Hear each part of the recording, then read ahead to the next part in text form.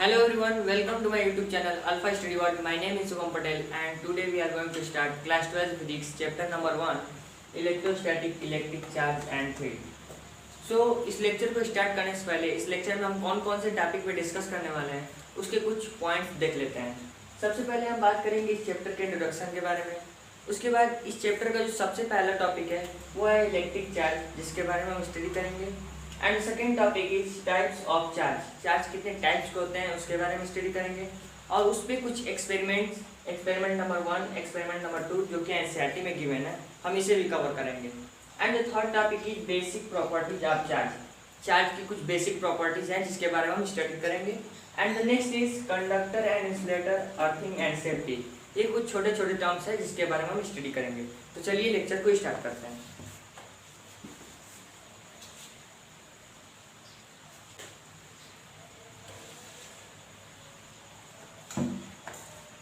सबसे पहले हम बात करते हैं इस चैप्टर के इंट्रोडक्शन के बारे में। स्टूडेंट्स, हम अपनी डेली लाइफ में कई सारे इंटरेस्टिंग फिनोमेना को ऑब्जर्व करते हैं। उन्हीं में से कुछ ऐसे फिनोमेना हैं जिसे समझने के लिए हमें चैप्टर पढ़ने की ज़रूरत पड़ती है।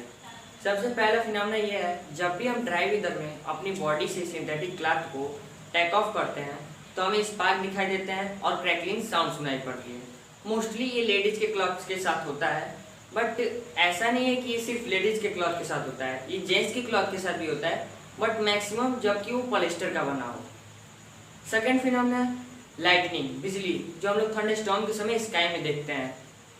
इस फिनोमेना के पीछे का रीजन क्या है, कभी आपने सोचा है?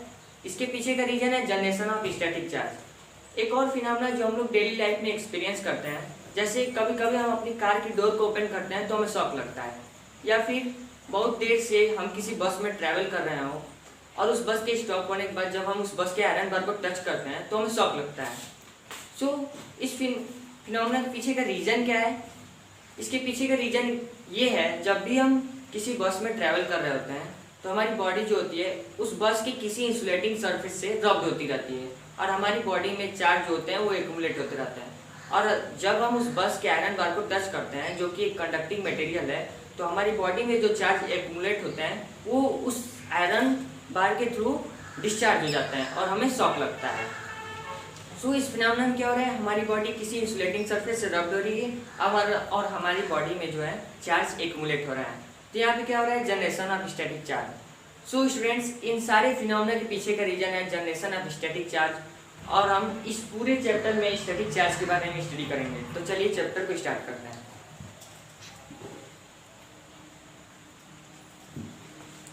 चैप्टर के नेम है electrostatics, electric charge and field. यहाँ पे एक वर्ड आ रहा है इलेक्ट्रोस्टैटिक्स, जो कि हमारी यूनिट फर्स्ट का नेम है, और इस यूनिट में हम दो चैप्टर को स्टडी करेंगे।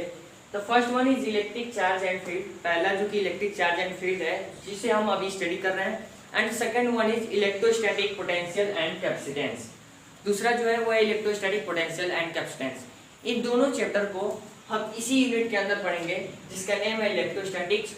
और सबसे पहले हम इस इलेक्ट्रोस्टैटिक वर्ड की मीनिंग को समझते हैं। Basically electrostatic come from the combination of two word. Electrostatic जो है वो दो वर्ड के कॉम्बिनेशन से बना हुआ है। The first word is electro, the first word is electro and the second word is statics, and second word is statics. पहला वर्ड इलेक्ट्रो है और दूसरा वर्ड स्टैटिक्स है।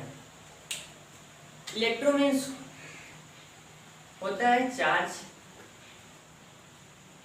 एंड स्टैटिक्स मीन्स होता है एट रेस्ट। स्टैटिक मीन्स होता है at rest, और इन दोनों वर्ड के कॉम्बिनेशन से बना है हमारा इलेक्ट्रोस्टैटिक्स। इन दोनों वर्ड की कॉम्बिनेशन से बना है हमारा electrostatics. Then what is the meaning of the whole term electrostatics? इस पूरे इलेक्ट्रोस्टैटिक्स का मतलब क्या होता है? It is the study of charge at rest. Electrostatic में हम क्या करते हैं, उस चार्ज की स्टडी करते हैं जो कि रेस्ट पे होता है। अब हम चार्ज के बारे में क्या क्या स्टडी करते हैं, तो दो चार्ज के बीच में दो चार्ज के बीच में लगने वाले इलेक्ट्रिक फोर्स के बारे में स्टडी करते हैं। दो चार्ज के बीच में लगने वाले इलेक्ट्रिक फोर्स के बारे में स्टडी करते हैं, और किसी चार्ज के अराउंड उस चार्ज के थ्रू कितनी इलेक्ट्रिक फील्ड होगी उसके बारे में स्टडी करते हैं। मीन्स इलेक्ट्रिक फील्ड के बारे में स्टडी करते हैं, और किसी फील्ड में किसी चार्ज की कितनी पोटेंशियल होगी उसके बारे में स्टडी करते हैं। मीन्स कि इलेक्ट्रिक पोटेंशियल के बारे में स्टडी करते हैं। तो हम यहाँ क्या करते हैं, इलेक्ट्रोस्टैटिक क्या है, इलेक्ट्रोस्टैटिक में उस चार्ज की स्टडी करते हैं जो कि रेस्ट पे होता है। चार्ज के बारे में क्या क्या स्टडी करते हैं, दो चार्ज के बीच में लगने वाली इलेक्ट्रिक फोर्स के बारे में स्टडी करते हैं, किसी चार्ज के अराउंड उस चार्ज के थ्रू कितनी इलेक्ट्रिक फील्ड होगी उसके बारे में स्टडी करते हैं, और किसी फील्ड में किसी चार्ज की कितनी पोटेंशियल होगी हम उसके बारे में स्टडी करते हैं। तो यहाँ पे हम एक वर्ड बार बार रिपीट कर रहे हैं जो कि है चार्ज, और इस पूरे चैप्टर में हम चार्ज के बारे में स्टडी करेंगे। तो सबसे पहले जान लेते हैं कि चार्ज होता क्या है। What is electric charge.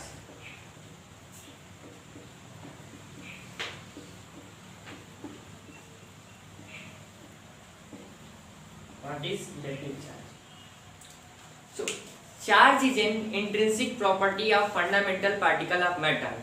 Charge जो होता है किसी भी मैटर के फंडामेंटल पार्टिकल का इंट्रिंसिक प्रॉपर्टी होता है। It is an intrinsic property of fundamental particle of matter। Charge होता है किसी मैटर के फंडामेंटल पार्टिकल का इंट्रिंसिक प्रॉपर्टी होता है, which give rise to electrostatic force between various objects, जो वेरियस ऑब्जेक्ट्स के बीच में इलेक्ट्रोस्टैटिक फोर्स को एराइज करने या क्रिएट करने का काम करता है। which give rise to electrostatic force between various objects, जो वेरियस ऑब्जेक्ट्स के बीच में इलेक्ट्रोस्टैटिक फोर्स को राइज करने क्रिएट करने का काम करता है। अब यहाँ पे डिफिनेशन क्या बोल रहा है, charge is an intrinsic property of fundamental particle of matter. Charge जो होता है किसी मैटर के फंडामेंटल पार्टिकल की इंट्रिंसिक प्रॉपर्टी होती है। यहाँ पे मैटर क्या है, anything which has mass and occupy space is called matter. कोई भी चीज जिसके पास कुछ मास हो और वो कुछ स्पेस ऑक्यूपाई कर रहा हो तो हम उसे मैटर कहेंगे। मैटर किससे मिलके बना होता है, एटम से मिलके बना होता है, और एटम के अंदर क्या होता है, न्यूक्लियस। एटम्स के सेंटर में होते हैं न्यूक्लियस, और उसके चारों तरफ जो होते हैं वो होते हैं सेल्स। उसके चारों तरफ होते हैं सेल्स, और उसके आउटर मोस्ट सेल्स में इलेक्ट्रॉन जो होते हैं वो ट्रेवल कर रहे होते हैं। उसके आउटर मोस्ट सेल में इलेक्ट्रॉन जो होते हैं वो ट्रेवल कर रहे होते हैं, और उसके न्यूक्लियस के अंदर होता है प्रोटॉन, प्रोटॉन और न्यूट्रॉन। इसके न्यूक्लियस के अंदर प्रोटॉन और न्यूट्रॉन प्रेजेंट होते हैं। तो यहाँ पे हम अगेन एक बार डिफिनेशन को रिपीट कर रहे हैं। Charge is an intrinsic property of fundamental particle of matter. Charge जो है किसी मैटर के फंडामेंटल पार्टिकल की इंट्रिंसिक प्रॉपर्टी होती है। तो यहाँ पे हमारे पास तीन पार्टिकल हैं, प्रोटॉन, न्यूट्रॉन और इलेक्ट्रॉन। तो इसमें से फंडामेंटल पार्टिकल कौन सा है, क्या आप हमें बता सकते हैं कि इसमें से फंडामेंटल पार्टिकल कौन सा है।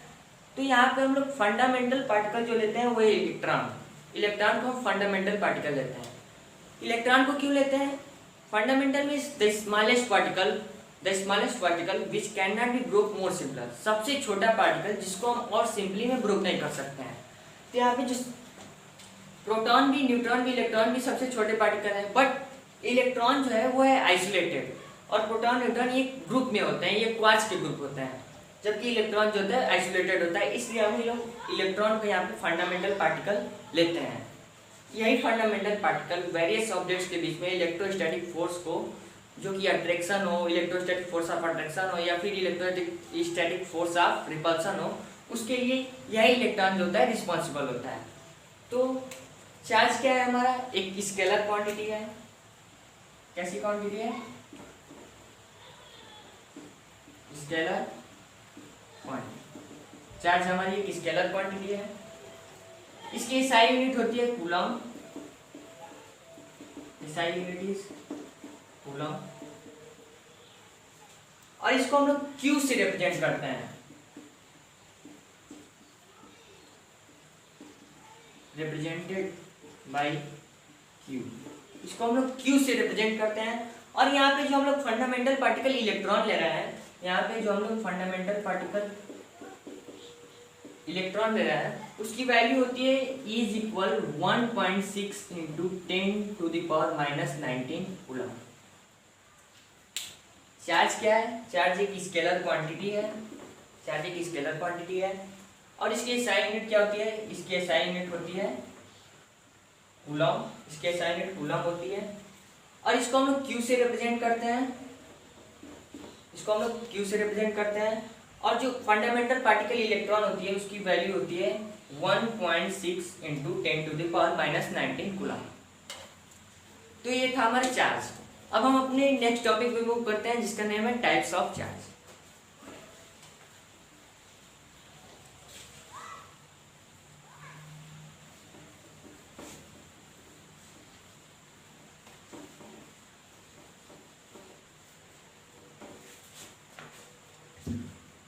हमारा अगला टॉपिक जो है वो है types of charge.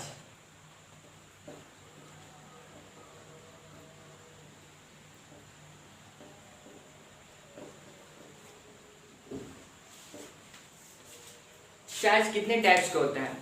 I hope you know that there are two types of charge. The first one is positive charge and the second one is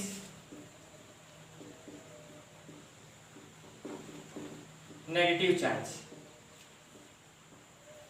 पहला जो कि पॉजिटिव चार्ज है जिसको हम प्लस सिंबल देते हैं, और दूसरा जो कि नेगेटिव चार्ज है जिसको हम लोग नेगेटिव सिंबल देते हैं, माइनस सिंबल देते हैं। ये हमने क्लास 10th में भी पढ़ा था। But I want to ask you a question, how can you say that there are only two kinds of charge? It may be 3, 4 और 5। ये 3 टाइप्स के भी हो सकते हैं, 4 टाइप्स के भी हो सकते हैं, 5 टाइप्स के हो सकते हैं। लेकिन आप कैसे कह सकते हो कि ये केवल 2 ही टाइप्स के होते हैं? चार्ज होते हैं केवल 2 ही टाइप्स के होते हैं, ये आप कैसे कह सकते हो? तो इसके लिए हमारे एनसीईआरटी में कुछ एक्सपेरिमेंट गिवन है, उसको हम लोग स्टडी करेंगे। और ये उसको स्टडी करने के बाद ये ऑब्जर्वेशन लेंगे कि चार्ज होते हैं 2 ही टाइप्स के होते हैं। तो चलिए हम लोग उस एक्सपेरिमेंट को स्टडी करते हैं।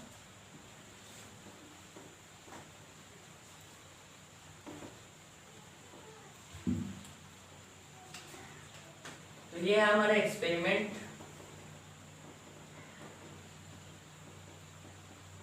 1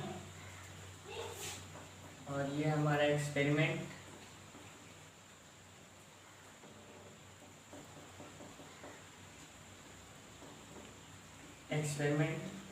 2।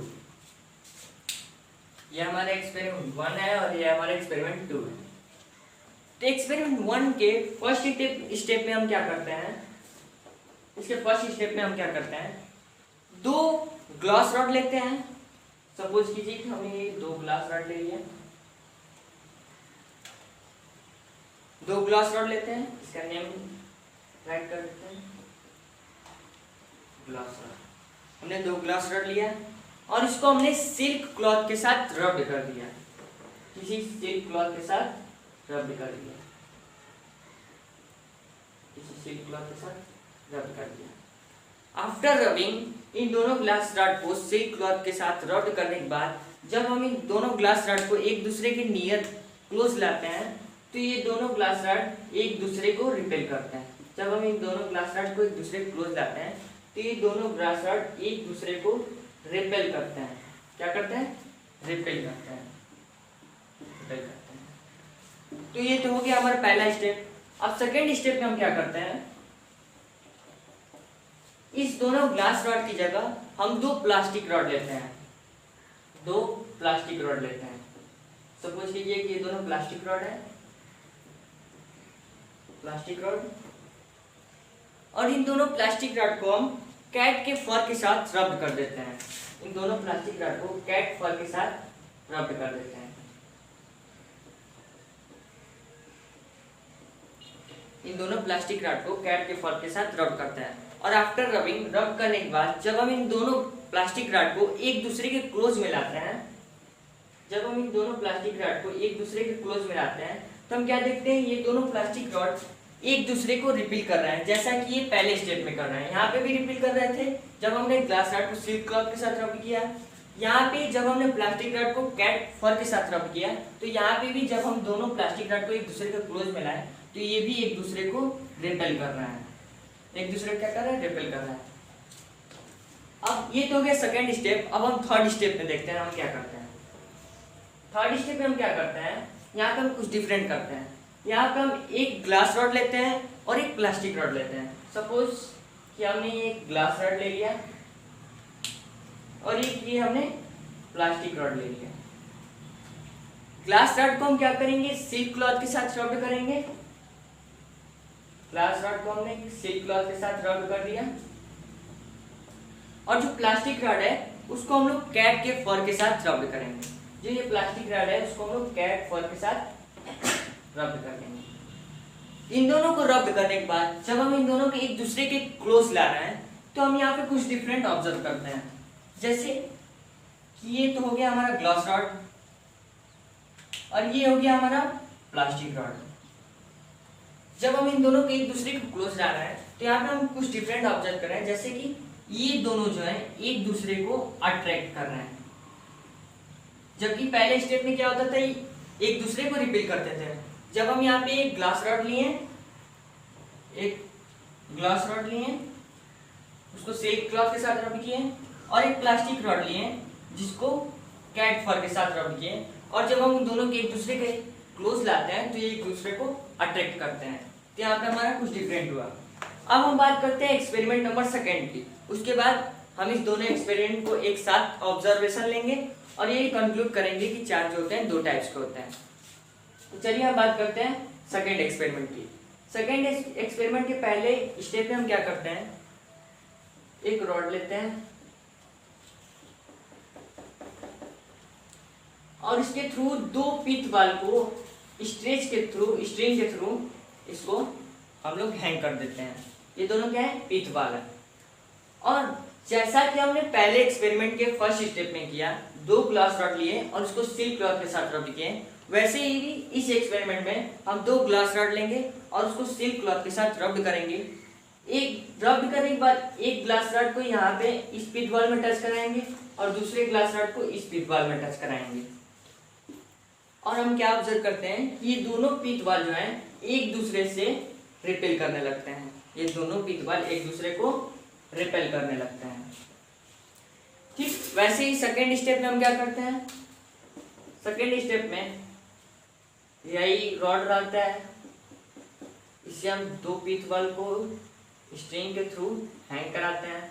यहाँ पे हम क्या करते हैं, जैसे कि एक्सपेरिमेंट 1 में के सेकेंड स्टेप में हमने दो प्लास्टिक रॉड लिया, उसको कैट के फर के साथ रब कराया है। सेम वही चीज यहाँ पे भी करेंगे, दो प्लास्टिक रॉड लेंगे, उसको कैट के फर के साथ रब कराएंगे और उनमें से रब करने के बाद एक प्लास्टिक रॉड को इस पिथ बॉल से टच कराएंगे और दूसरे प्लास्टिक रॉड को इस पिथ बॉल के साथ टच कराएंगे। और हम यहाँ पे क्या देखते हैं, यहाँ पे क्या ऑब्जर्व करते हैं कि दोनों पिथ बॉल अगेन एक दूसरे को रिपेल कर रहे हैं। ये दोनों पिथ बॉल अगेन एक दूसरे को रिपेल कर रहे हैं। थर्ड स्टेप में हम क्या करते हैं, थर्ड स्टेप में भी हम सेम वही वर्क करते हैं जैसा कि हमने फर्स्ट एक्सपेरिमेंट के थर्ड स्टेप में किया था। यहाँ पे भी हम एक ग्लास रॉड लेते हैं और एक प्लास्टिक रॉड लेते हैं। ग्लास रॉड को सिल्क क्लॉथ के साथ रब कराते हैं और प्लास्टिक रॉड को कैट फर के साथ, और हम इस दोनों पिथ बॉल में एक पिथ बॉल को ग्लास रॉड से टच कराते हैं आफ्टर रबिंग और एक पिथ बॉल को प्लास्टिक रॉड से टच कराते हैं आफ्टर रबिंग। तो हम यहाँ पे क्या देखते हैं, यहाँ पे हम क्या देखते हैं, ये दोनों पिथ बॉल जो है एक दूसरे को अट्रैक्ट कर रहे हैं। ये दोनों पिथ बॉल एक दूसरे को अट्रैक्ट कर रहे हैं। सो हमने क्या क्या देखा, एक्सपेरिमेंट 1 में क्या देखा, 2 ग्लास रॉड लिए, इसको सिल्क क्लॉथ के साथ रब कराया, रब करने के बाद जब इन दोनों ग्लास रॉड को एक दूसरे के पास लेके आए तो एक दूसरे को रिपील किया। सेकेंड स्टेप में हमने क्या देखा, 2 प्लास्टिक रॉड लिए, दोनों प्लास्टिक रॉड को कैट के फर के साथ रब कराने के बाद एक दूसरे के क्लोज लाए, यहाँ पे भी ये दोनों सेम चीज रिपील कर रहे हैं। थर्ड स्टेप में हमने कुछ डिफरेंट किया, एक ग्लास रॉड लिया, एक प्लास्टिक रॉड लिया, ग्लास रॉड को सिल्क क्लॉथ के साथ रब कराया और प्लास्टिक रॉड को कैट के फर के साथ रब कराया। और जब हम इन दोनों को एक दूसरे के नियर लाएं तो ये दोनों एक दूसरे को अट्रैक्ट कर रहे हैं।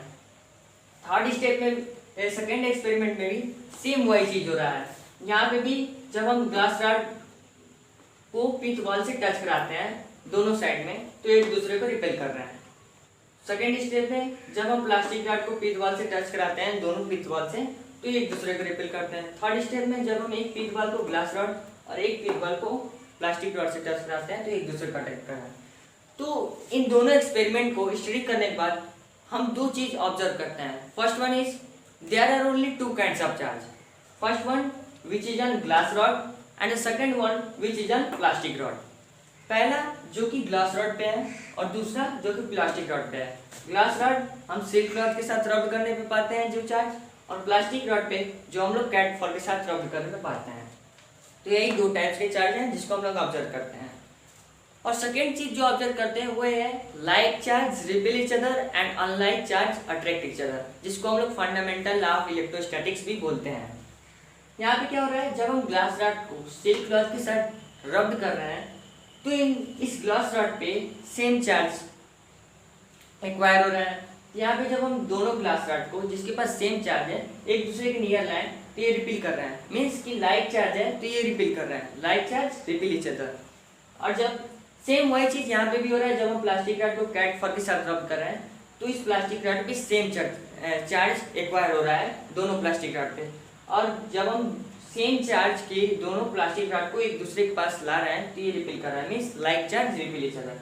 जबकि हम थर्ड स्टेप में क्या देखते हैं, जब हम एक ग्लास रॉड को सिल्क क्लॉथ के साथ रब कराते हैं और एक प्लास्टिक रॉड को कैट फर के साथ, तो इन दोनों पे ग्लास रॉड पे 1 टाइप ऑफ चार्ज एक्वायर करता है और प्लास्टिक रॉड पे other kinds of charge acquire करता है।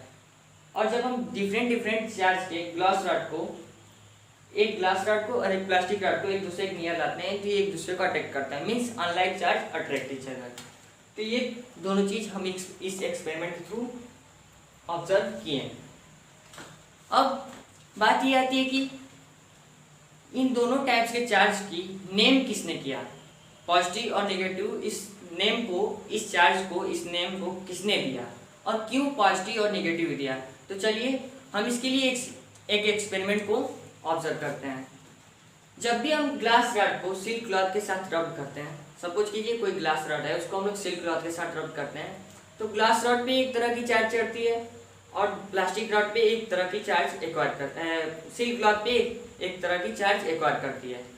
दोनों टाइप्स ऑफ चार्ज एक दूसरे पे एक्वायर करते हैं और दोनों ही डिफरेंट होते हैं। जब हम इन दोनों एक ग्लास रॉड को और सिल्क क्लॉथ को एक दूसरे के क्लोज लाते हैं, मतलब कि कांटेक्ट में लाते हैं, तो ये ना ही लंबे समय तक एक दूसरे को अट्रैक्ट करते हैं और ना ही ये किसी लाइट पार्टिकल्स को अट्रैक्ट करते हैं या रिपील करते हैं जैसा कि ये चार्ज होने पे करते हैं।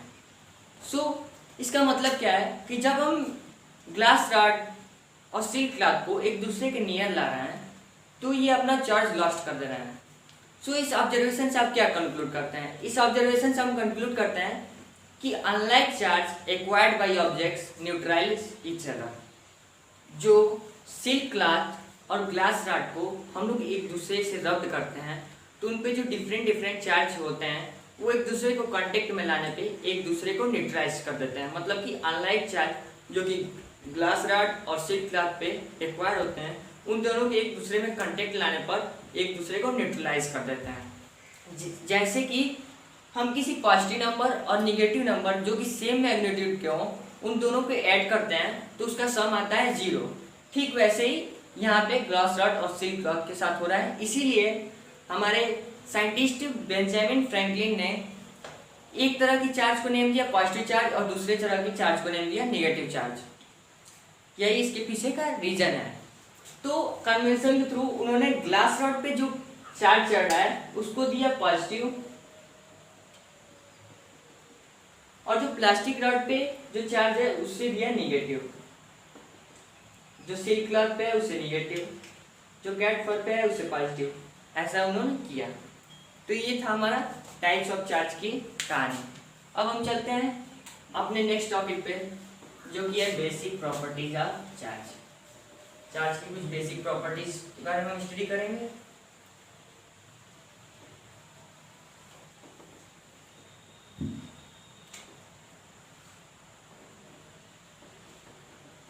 Basic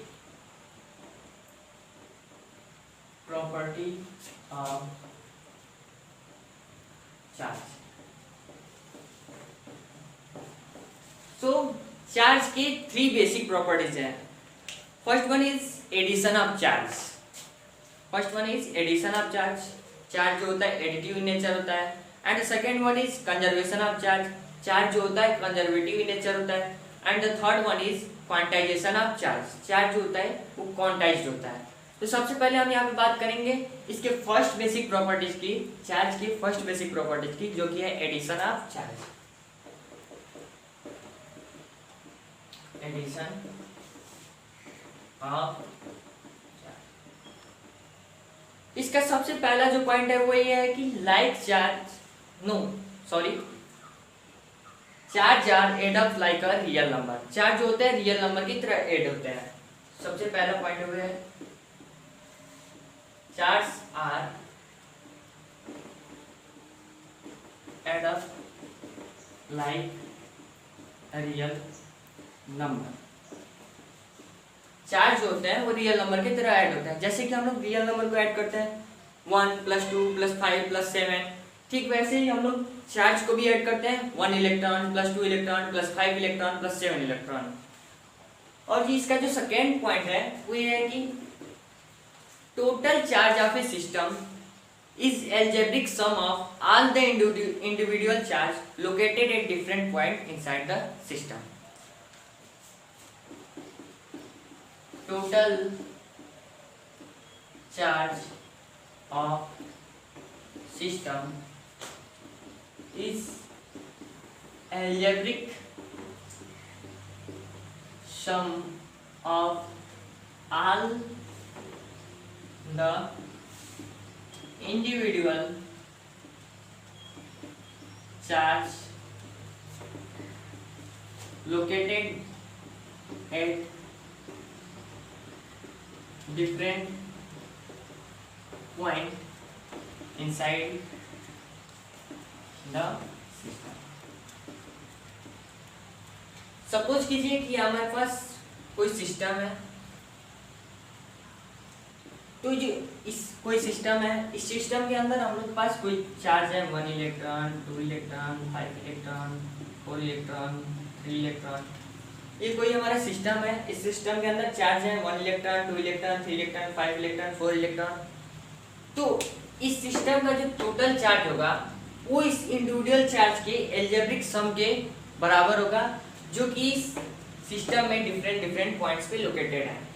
total charge of A system, इस सिस्टम का जो टोटल चार्ज होगा is algebraic sum of all the individual charge, इस इंडिविजुअल चार्ज के एल्जेब्रिक सम के बराबर होगा, located at different point inside the system, जो कि इस सिस्टम के अंदर डिफरेंट पॉइंट पे लोकेटेड है। तो ये तो हो गया हमारा एडिशन ऑफ चार्ज। अब हम बात करते हैं इस चार्ज के सेकेंड बेसिक प्रॉपर्टीज के बारे में, जो कि है conservation of charge.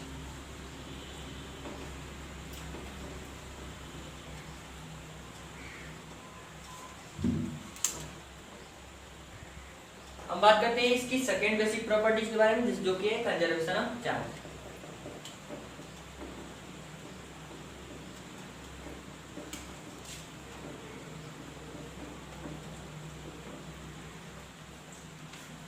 Conservation of charge क्या करता है? Total charge of an isolated system remain constant. किसी भी आइसोलेटेड सिस्टम का जो टोटल चार्ज होगा वो हमेशा कांस्टेंट होगा। Total charge of an isolated system is constant. Suppose कीजिए कि हमारे पास ये आइसोलेटेड सिस्टम है।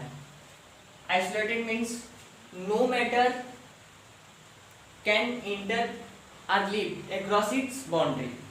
इस आइसोलेटेड सिस्टम के बाउंड्री के अक्रॉस ना ही कोई मैटर अंदर से बाहर जा सकता है, ना ही कोई मैटर बाहर से अंदर आ सकता है। इसी को हम लोग आइसोलेटेड सिस्टम कहते हैं। ये जो आइसोलेटेड सिस्टम है, इसके अंदर हमारे पास कोई चार्ज है, जैसे कि 1 इलेक्ट्रॉन, 5 इलेक्ट्रॉन, 3 इलेक्ट्रॉन। तो इसमें चार्ज जो होते हैं ना ही क्रिएट होंगे ना ही डिस्ट्रॉयड होंगे। जितना इसमें चार्ज है उतना ही चार्ज रहेगा, चाहे आप इसको इधर फेंको, इधर फेंको, इधर फेंको, बस इसकी पोलैरिटी चेंज हो सकती है, लेकिन चार्ज होगा उतना ही होगा। हमेशा जो होता है आइसोलेटेड सिस्टम में जो चार्ज होता है हमेशा कांस्टेंट होता है। सो ये तो हो गया हमारा आइसोलेटेड सिस्टम। बट अगर आइसोलेटेड सिस्टम नहीं होगा, अगर कोई और सिस्टम होगा, तो हमारे चार्ज जो है यहाँ से किसी और बॉडी में चले जाएंगे, एंटर कर जाएंगे। तो इसका जो सेकंड आता है, charge can neither be created nor be destroyed. Charge यहाँ पे ना ही क्रिएट होगा ना ही डिस्ट्रॉयड होगा। It can only transfer from one body to another. ये केवल एक बॉडी से दूसरे बॉडी पे जा सकते हैं। सो लिखते हैं हम लोग, charge can neither be created nor be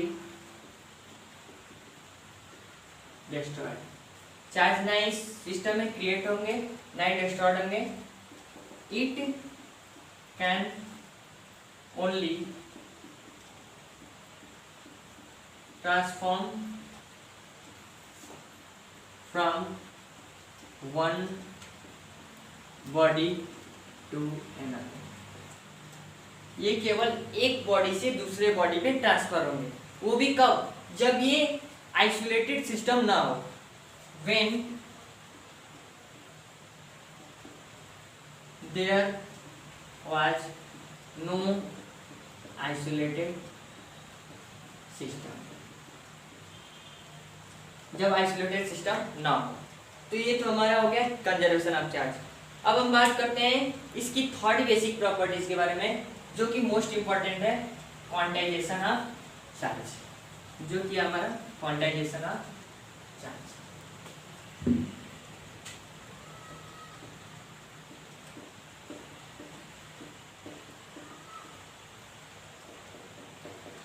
ये हमारी थर्ड बेसिक प्रॉपर्टी है चार्ज की, जिसका नेम है क्वांटाइजेशन ऑफ चार्ज। तो क्वांटाइजेशन ऑफ चार्ज क्या करता है? Total charge of A system is always an integral multiple of electron. किसी भी सिस्टम का जो टोटल चार्ज होगा वो हमेशा इलेक्ट्रॉन का इंटीग्रल मल्टीपल होगा। Total charge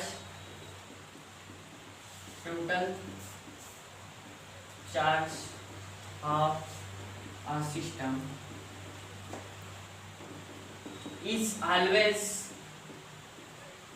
an integral multiple of electron. Suppose कीजिए कि हमारे पास ये कोई सिस्टम है, तो आपसे पूछा जाए कि इस सिस्टम के पास कितने चार्ज हैं, तो आप बोलेंगे 1 इलेक्ट्रॉन, 2 इलेक्ट्रॉन, 100 इलेक्ट्रॉन, 200 इलेक्ट्रॉन। ऐसे हम लोग बोलेंगे। जो इलेक्ट्रॉन जो होगा इस सिस्टम के पास हमेशा इंटीग्रल मल्टीपल होगा। जो इस सिस्टम के अंदर जो चार्ज होगा वो हमेशा इलेक्ट्रॉन का इंटीग्रल मल्टीपल होगा। तो आपसे कोई पूछे कि इस सिस्टम के अंदर जो टोटल चार्ज है वो कितना है, तो आप बोलेंगे 100 इलेक्ट्रॉन, 200 इलेक्ट्रॉन, 15 इलेक्ट्रॉन, 20 इलेक्ट्रॉन, जितना कि इसके पास होगा। आप ये नहीं कह सकते कि इसके पास 1.5 इलेक्ट्रॉन है, 2.5 इलेक्ट्रॉन है या 100.15 इलेक्ट्रॉन है। ऐसा आप नहीं कर सकते हैं, और ना ही इसे फ्रैक्शन में बोल सकते हैं, ना ही इसे पॉइंट में बोल सकते हैं। और यही नहीं, अगर हम किसी को चार्ज दे रहे हैं या फिर किसी से चार्ज ले रहे हैं तो हमेशा हम इंटीग्रल मल्टीपल में ही देंगे। जैसे हमने उसे इलेक्ट्रॉन चार्ज दिया तो हम या तो 1 इलेक्ट्रॉन देंगे, या तो 2 इलेक्ट्रॉन देंगे, या तो 5 इलेक्ट्रॉन देंगे। हम 1.5 नहीं दे सकते, 2.5 नहीं दे सकते, या फिर 2/5 नहीं दे सकते, 3/5 नहीं दे सकते। ना ही हम डेसिमल में देते हैं और ना ही हम फ्रैक्शन में चार्ज को देते हैं। ऐसा क्यों? क्योंकि इलेक्ट्रॉन जो है वो फंडामेंटल पार्टिकल है, सबसे स्मॉलेस्ट पार्टिकल है, जिसको और आप सिंपली में प्रूव नहीं कर सकते हैं। इसलिए हम लोग इलेक्ट्रॉन को हमेशा इंटीग्रल मल्टीपल में ट्रांसफर करते हैं, 1 इलेक्ट्रॉन, 2 इलेक्ट्रॉन, 3 इलेक्ट्रॉन। इसी वजह से जो कोई भी सिस्टम होता है उसके पास हमेशा जो टोटल चार्ज होता है वो इंटीग्रल मल्टीपल ऑफ इलेक्ट्रॉन ही होता है। तो ये था हमारा क्वांटाइजेशन ऑफ चार्ज। यहाँ पे हमने तीनों बेसिक प्रॉपर्टी चार्ज की पढ़ ली। अब हम बात करेंगे अगले टॉपिक की, जिसका नाम है conductor and insulator.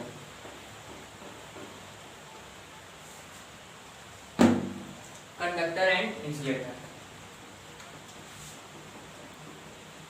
Conductor and insulator, ये बहुत बेसिक सी चीज है, इसे हमने प्रीवियस क्लासेस में भी पढ़ा है and I hope you know that. मैं पूरा श्योर हूँ कि आप जानते होंगे कंडक्टर क्या होता है, इंसुलेटर क्या होता है। But again I repeat this, conductor any the substance through which electric charge can flow easily is called conductor. कोई भी सब्सटेंस जिसके थ्रू इलेक्ट्रिक चार्ज जो है इजिली फ्लो कर जाता है उसे हम लोग कंडक्टर कहते हैं। तो सबसे पहले लिख लेते हैं कंडक्टर के बारे में।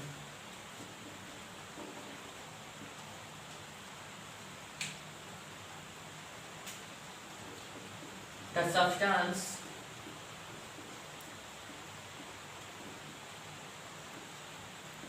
through which electric charge can flow easily। Conductor वह सब्सटेंस है जिसके थ्रू इलेक्ट्रिक चार्ज होता है वो इजीली फ्लो कर जाता है। अब इसकी एग्जांपल की बात करें तो आयरन रॉड एक कंडक्टिंग मटेरियल है, कंडक्टेंस सब्सटेंस है, और कॉपर, सिल्वर, ये सब हमारा कंडक्टर है। तो हम इसकी एग्जांपल लिख लेते हैं। आयरन, कॉपर, सिल्वर, ये सभी हमारे कंडक्टिंग मटेरियल है। अब हम बात करते हैं इंसुलेटर के बारे में। इंसुलेटर इंसुलेटर क्या है? The substance through which electric charge can not flow easily is called insulator. वह सब्सटेंस जिसके थ्रू इलेक्ट्रिक चार्ज जो है इजली फ्लो नहीं कर सकता उसे हम लोग इंसुलेटर कहते हैं। The substance through which electric charge cannot flow easily, वह सब्सटेंस जिसके through electric charge easily flow नहीं कर सकता हम लोग उसे इंसुलेटर कहते हैं। इसकी एग्जांपल की बात करें तो प्लास्टिक हो गया, वुड हो गया, ये सब जो है इंसुलेटर के एग्जांपल्स हैं। तो हम यहाँ पे एग्जांपल लिख लेते हैं। Plastic, would, etc। प्लास्टिक हो गया, वुड हो गया, etc। अब कंडक्टर जो होता है वो चार्ज को इजीली फ्लो कर देता है, जबकि इंसुलेटर जो होता है चार्ज को इजीली फ्लो नहीं करता है। ऐसा क्यों है? तो जो कंडक्टर के जो सब्सटेंस होते हैं उसके जो एटम्स होते हैं, उस एटम्स के आउटर मोस्ट शेल के जो इलेक्ट्रॉन्स होते हैं वो हमेशा फ्री होते हैं। जैसे कि इसका ये जो कंडक्टर होता है इसके सब्सटेंस के जो एटम्स होते हैं उसके अंदर होता है न्यूक्लियस, न्यूक्लियस होता है जो सेल्स। तो इस एटम्स के आउटर मोस्ट शेल में जो इलेक्ट्रॉन होते हैं वो फ्री इलेक्ट्रॉन होते हैं, जबकि इंसुलेटर में क्या होता है, इस इंसुलेटर के सब्सटेंस के एटम जो होते हैं उसके आउटर मोस्ट शेल में जो इलेक्ट्रॉन्स होते हैं वो न्यूक्लियस से टाइटली बॉन्डेड होते हैं। इंसुलेटर केस में क्या होता है, जो सब्सटेंस के जो एटम्स होते हैं उसके आउटर मोस्ट शेल में जो इलेक्ट्रॉन्स होते हैं वो न्यूक्लियस से टाइटली बॉन्डेड होते हैं, जिसके वजह से इंसुलेटर जो होता है चार्ज को इजीली फ्लो नहीं कर पाता है। जबकि यहाँ पे क्या होता है, ये न्यूक्लियस से टाइटली बॉन्डेड नहीं होते हैं, ये फ्री इलेक्ट्रॉन्स होते हैं यहाँ पे, जिसकी वजह से यहाँ पे चार्ज जो होता है वो इजीली फ्लो कर जाता है। तो यही रीजन है कंडक्टर जो होता है करंट को, इलेक्ट्रिक चार्ज को इजीली फ्लो कर देता है, जबकि इंसुलेटर जो होता है वो नहीं करता है। अब हम बात करेंगे कंडक्टर और इंसुलेटर के बीच में मोस्ट इंपॉर्टेंट डिफरेंस है। सपोज कीजिए कि हमारा कोई कंडक्टर है, सपोज कीजिए कि आयरन रॉड है, हमारा कोई कंडक्टिंग मटेरियल है। जब भी हम कोई चार्ज इस पे ट्रांसफर करते हैं, जब भी हम कोई चार्ज इस पे ट्रांसफर करते हैं तो इस पूरे इंटायर सरफेस पे रीडली डिस्ट्रीब्यूट हो जाता है कंडक्टर के केस में। जबकि इंसुलेटर के केस में क्या होता है, जब हम इस पे कोई चार्ज ट्रांसफर करते हैं तो उसी पॉइंट पे चार्ज जो होता है रिमेन रहता है, ये इसके पूरे इंटायर सरफेस पे रीडली डिस्ट्रीब्यूट नहीं होता है। यही रीजन है जिसकी वजह से कंडक्टर जो होता है वो चार्ज को फ्लो करता है और इससे हम लोग इलेक्ट्रिसिटी करंट को फ्लो करा सकते हैं, जबकि इंसुलेटर से नहीं होता है। तो ये एक सबसे इम्पोर्टेंट डिफरेंस है, इसको हम लोग लिख लेते हैं। When we transfer some charge to conductor को जब हम कुछ चार्ज को ट्रांसफर करते हैं कंडक्टर पे, then it get readily distributed to its entire surface। तो ये जो चार्ज होता है वो उसके इंटायर सरफेस पे रीडली डिस्ट्रीब्यूट हो जाता है। जबकि इंसुलेटर क्या होता है, when we transfer some charge to insulator, जब हम इंसुलेटर को कोई चार्ज होता है वो ट्रांसफर करते हैं, then it remain at same point, तो उसी पॉइंट पे रिमेन रहता है, ये रीडली डिस्ट्रीब्यूट नहीं होता है। तो यही इन दोनों के बीच का डिफरेंस है, यही कंडक्टर और इंसुलेटर के बीच का डिफरेंस है। तो ये जो हो गया हमारा conductor insulator.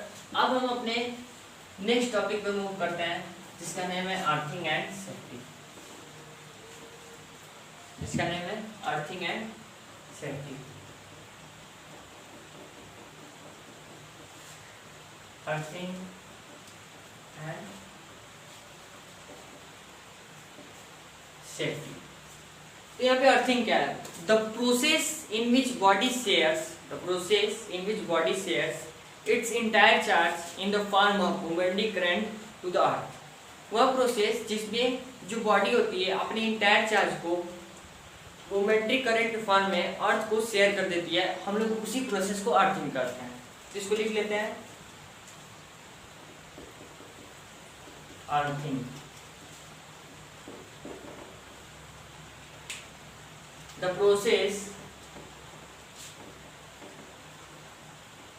process in which, वह प्रोसेस जिसमें body shares its entire charge